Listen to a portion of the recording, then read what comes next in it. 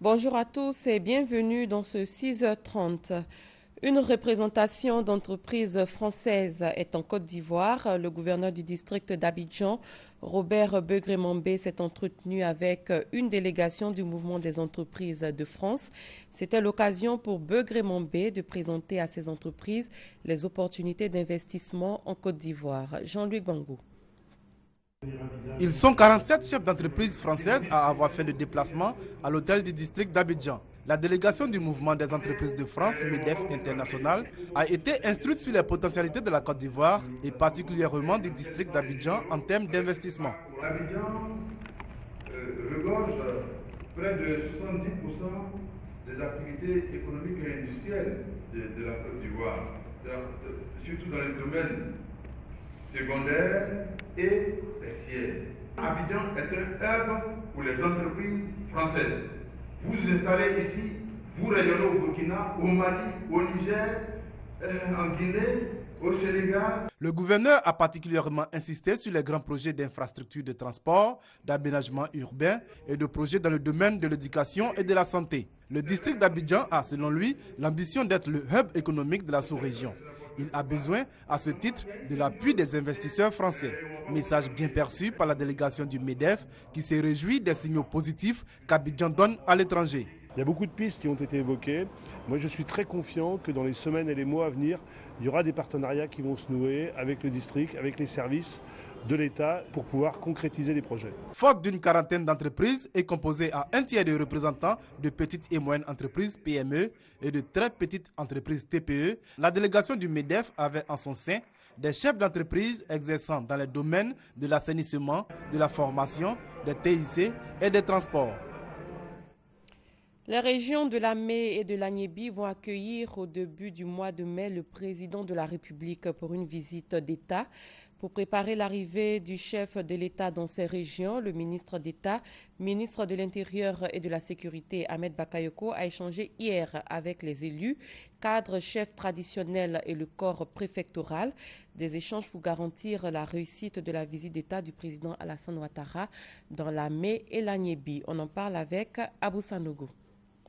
Salle Félix Houphouët-Boigny de l'hôtel du district du plateau archi-comble. Rencontre entre le ministre d'État, ministre de l'Intérieur et de la Sécurité Ahmed Bakayoko et les élus, cadres, chefs traditionnels, membres du corps préfectoral et la population de la région de Lamé et du département d'Agboville. Au centre de cette rencontre, les étapes de la visite d'État du président de la République Alassane Ouattara. Selon le ministre d'État Ahmed Bakayoko, le département d'Agboville sera visité le lundi 4 mai, le département d'Akoupé le 8 mai et celui d'Azopé le 9 mai. Les populations d'Agboville et de la région de Lamé attendent donc réserver un accueil chaleureux et enthousiaste au chef de l'État, Alassane Ouattara. Avant même qu'il arrive, de vous dire, de lui traduire au nom de toutes les populations de la région de Lamé nos sentiments sincères de remerciement que nous saurons lui traduire de façon plus vibrante lors de son séjour le 8 et 9 mai prochain. Nous allons montrer que nos régions sont des régions tout à fait favorables au président Alassane Ouattara, que nos régions sont également favorables au développement. C'est une occasion pour nous de démontrer que nous nous inscrivons dans la politique de développement du président Alassane Ouattara et je vous assure que nous mettrons tout en œuvre pour démontrer que ce peuple adhère à la politique du président. Le président de la République sera dans les chefs-lieux des départements et de régions. Le 8 mai à Akoupé et à Lépé. Le 9 mai à Yakassé à Tobrou. Adzopé abritera le meeting de clôture. Le président de la République va effectuer une visite de quelques heures ce jeudi à Tiasalé. Il profitera de cette occasion pour inaugurer l'hôpital Saint-Jean-Baptiste. Cet hôpital confessionnel comporte toutes les commodités dignes d'un centre de santé ultramoderne, nous dit Mamadou Kwasi. Bonne nouvelle pour les usagers de l'autoroute du Nord. En plus du centre de secours d'urgence de Ndianois, ils auront au carrefour de Tiasalé un hôpital de référence dans la prise en charge des accidentés de la route. L'hôpital Saint-Jean-Baptiste, situé dans la sous-préfecture de Ndoussi, a deux pôles d'activité, à savoir les urgences médico-chirurgicales et le pôle mère-enfant.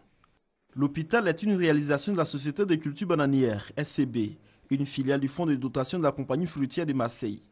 L'entreprise est soutenue par l'État de Côte d'Ivoire à hauteur de 800 millions de francs CFA dans le cadre du C2D, le contrat de désendettement et de développement. Coût des travaux, 6 milliards de francs CFA pour la première phase du projet. Cet hôpital confessionnel catholique sera géré par l'Ordre de Malte, une institution humanitaire rattachée au Vatican. Bon, le principe de l'Ordre de Malte est très simple, c'est un principe très humanitaire où on accueille le malade dans sa globalité. Toute la notion administrative, financière vient après la prise en charge de l'urgence vitale. L'hôpital Saint-Jean-Baptiste de Tia-Salé-Bodo a une dizaine de services, avec un plateau technique performant à l'image des structures sanitaires internationales. 2 salles d'opération, une salle traumatologie, une salle viscérale, 3 lits de soins intensifs, une unité de stérilisation centrale très performante et particulièrement moderne, un système de climatisation-ventilation des salles en surpression, ce qui est très important pour la lutte contre les infections nosocomiales, une pharmacie hospitalière qui sera essentiellement axée sur des médicaments génériques de qualité pour qu'ils soient facilement accessibles aux populations. Construit avec des matériaux locaux faits de briques de terre compressées, l'hôpital Saint-Jean-Baptiste est destiné aux salariés de la SCB, ouvert à toute la population. Des services seront assurés par des agents du ministère de la Santé et de la lutte contre le sida, des contractuels, ainsi que des religieuses. La phase 2 du projet démarre à partir du 2e semestre 2015. Elle prend en compte le renforcement de sa capacité d'accueil. Le nombre de lits d'hospitalisation passera de 50 à 100 lits, avec des services supplémentaires et une chapelle. La fin du débrayage dans les centres de santé est effective après la suspension du mot d'ordre de grève de la coordination des syndicats des personnels soignants de santé. Le service a repris dans les hôpitaux. Il faut rappeler que ce personnel réclamait l'amélioration de ses conditions de vie et de travail. Notre reporter Ami Sissoko a fait son constat dans des centres de santé. Reprise du travail dans les centres hospitaliers et universitaires. Au CHU de Cocody, le docteur Loué Vedi, gynécologue obstétricien, a reçu plusieurs patients. Depuis hier d'ailleurs, la reprise elle est effective. Les patients sont là, on les a toutes vues. 2 sont déjà au bloc opératoire. Celles qui sont là sont en attente d'accoucher, on va dire. Et puis d'autres sont hospitalisés. On a reçu environ une trentaine de patientes.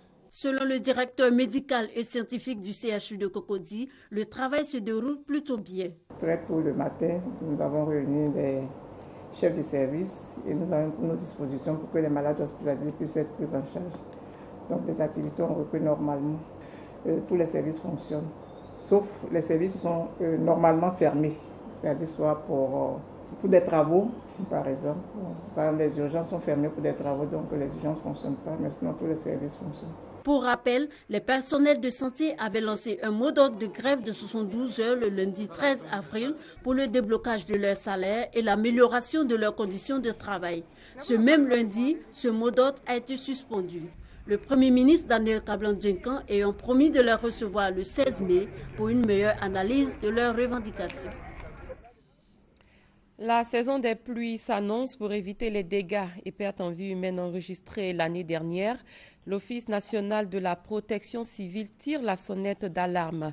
Elle a lancé une vaste campagne de sensibilisation aux effets néfastes des pluies diluviennes et c'était en présence du ministre d'État, ministre de l'Intérieur et de la Sécurité, Ahmed Bakayoko. Abou Sanougou. La campagne de sensibilisation contre les effets néfastes des pluies diluviennes lancée par le ministre d'État, ministre de l'Intérieur et de la Sécurité, Ahmed Bakayoko. Elle vise à prévenir les risques d'inondation, d'effondrement de maisons et d'éboulement de terrain. Cette campagne a aussi pour but d'avertir les populations sur les dangers auxquels elles s'exposent en vue de les inciter à libérer les sites dangereux, d'où le thème « Quelle prévention pour une population protégée contre les accidents domestiques et les inondations ?» Une initiative de l'Office national de la protection civile. Nous allons tout mettre en œuvre pour qu'on atteigne cet objectif 0 mort. Mais malheureusement, s'il advenait que des catastrophes survenaient et que des pertes en vies humaines étaient constatées, nous devons également montrer la force de réaction rapide du gouvernement à travers les structures spécialisées. Pour le ministre d'État Ahmed Bakayoko, le gouvernement mettra tout en œuvre pour réduire les effets néfastes des pluies diluviennes. Par ailleurs, il exhorte les populations à quitter les zones à risque, car la météo prévoit cette année des pluies diluviennes. demander à toutes les populations qui sont dans des zones à risque, les zones identifiées comme telles par tous les services compétents, de ne pas rester sur ces sites. Car rester sur ces sites, c'est mettre la vie de leur famille, leur propre vie en danger. Je veux que nous puissions le répéter partout. À ce jour, sur les 52 sous-quartiers à risque identifiés dans les communes d'Abobo, d'Adjamé, d'Atekoubé, de Yopougon et de Cocody, plus de 80% ont été libérés. Tout sera mis en œuvre pour que la totalité des sites identifiés soit libérée pour le bien-être des populations. Le ministère de l'Éducation nationale et de l'enseignement technique fait son point de l'année scolaire écoulée. La direction des stratégies de la planification des statistiques vient de publier en son nom les données statistiques de l'année 2014-2015. Selon le ministre Kandia Camara, les indicateurs sont en hausse. Franck Quadio. C'est désormais officiel. Les résultats des données statistiques scolaires 2014 à 2015 sont disponibles. Ces résultats concernent la période allant de janvier au 14 mars 2015, 3 mois de données sur l'école ivoirienne réalisées sur l'ensemble du territoire par la direction des stratégies, de la planification et des statistiques. Les statistiques scolaires participent de la bonne gouvernance de l'école dans la mesure où elles aident à la décision pour un accès généralisé, équitable et de qualité. Par exemple, cette session a porté sur une population de 5 49 496 élèves du préscolaire, du primaire et du secondaire de l'enseignement général et technique. Pour le ministre de l'Éducation nationale et de l'enseignement technique, les indices sont au vert. La scolarisation de la jeune fille, par exemple, 58,8% contre 54,2% l'année 2013 à 2014, soit une hausse de 4,6%. Autant de raisons d'être optimiste. De façon générale, tous les indicateurs sont en hausse. Nous notons une nette amélioration du taux brut de scolarisation, tant dans le cycle primaire que secondaire. Cela est le résultat des efforts entrepris par le gouvernement pour faire de l'accès à l'école pour tous une réalité. Taux brut de scolarisation à 95,4% au primaire, même s'il y a encore quelques 1 43 450 élèves sans extrait d'acte de naissance au primaire, la sensibilisation est de mise. À l'étranger, les États-Unis et Cuba se rapprochent de plus en plus. Le président américain Barack Obama a finalement décidé de retirer Cuba de sa liste noire des États soutenant le terrorisme.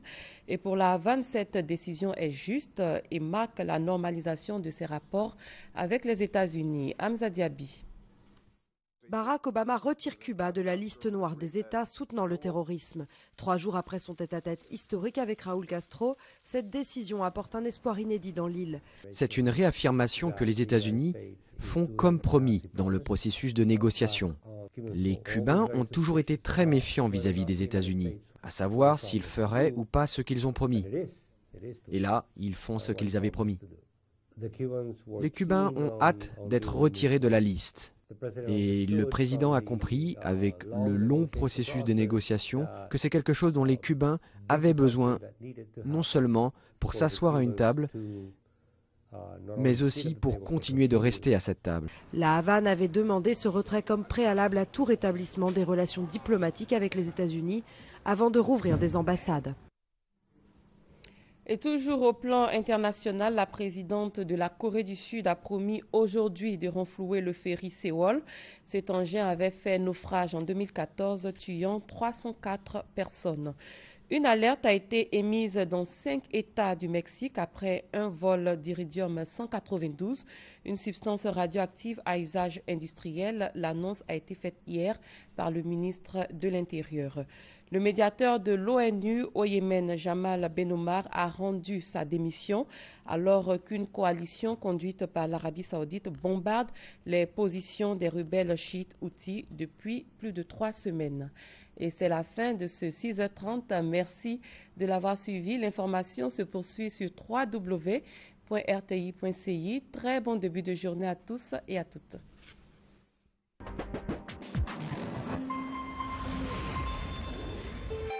RTI 1, la chaîne qui rassemble.